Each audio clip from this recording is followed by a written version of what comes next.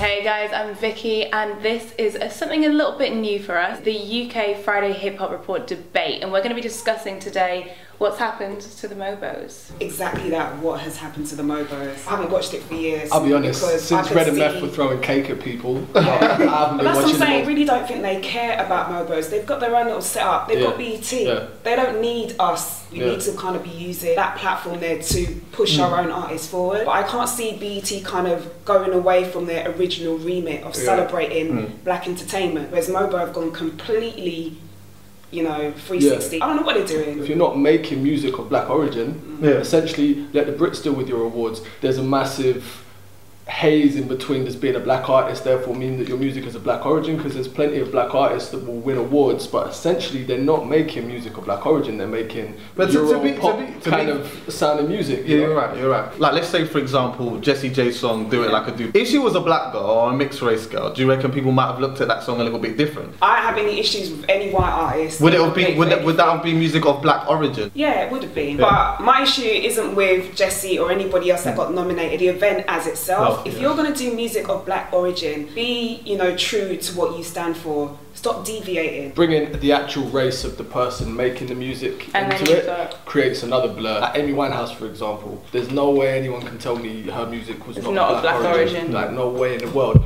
But then there's question marks over other black artists who essentially not just make urban pop, but make straight pop. There's no element of any soul or any funk or any hip hop or anything within their music, so it's a massive grey area. But I guess if we've got a grey area, you should call it music of grey origin. MOBO. Bang, there you go. So a lot of acts were actually paying £40,000 to perform at the MOBOs. What do you think of that? You get a lot of artists that pay to be on people's concert shows and stuff as well. It's not really any different. But when you think of the MOBOs and you think of it as a celebration of something, do you think that that maybe takes away its essence?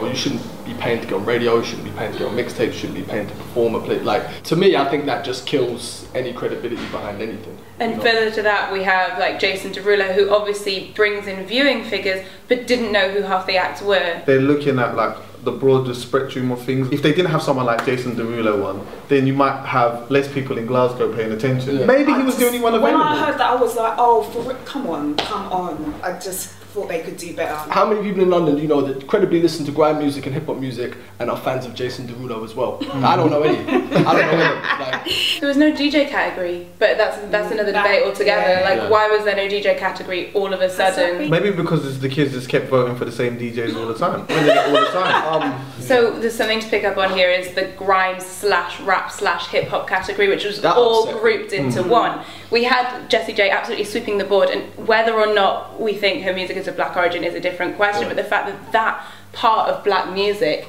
was so condensed, a lot of people thought that was a travesty. That's like a quarter of the MOBOs minimised into a minute or two. If you separate all of these categories, then you've got a good 25 minutes of the show. And you've got MOBO, you've got what you think MOBO is about. Genuine representation of what black music is in London. Well, I mean, the show didn't have great reception this year. It was all over Twitter. People were getting pretty angry, not just because of maybe a shift in the definition of what MOBO is, music of black origin, but also the spectacle itself.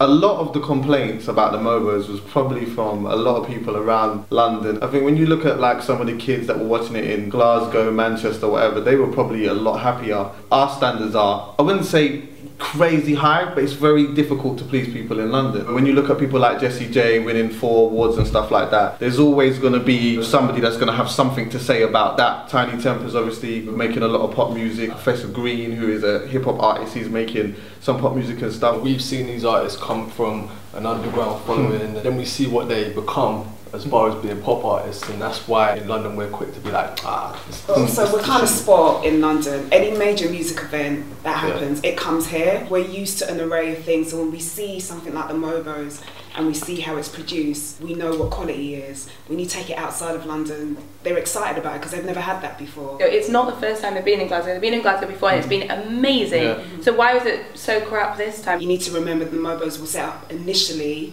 to kind of celebrate black music because no one in the mainstream was doing that. I was getting people tweeting me, telling me who's won, who hasn't won. I'm looking at the categories, I'm looking at the people in there, and I feel like they should take the B out of the word, because I don't believe it represents black music as a whole. It's changed into something completely different. It's a business, so I just don't like the word black in it. If you're not going to celebrate that, then just take it out and change it into something else. There's like absolutely no consolidating what black origin really means anymore. It's definitely shifted, and we don't know where it's going, because it could come back depending on whether they want to be more authentic or whether they want to be bigger. Maybe they're basically saying MOBOs doesn't mean what it used to.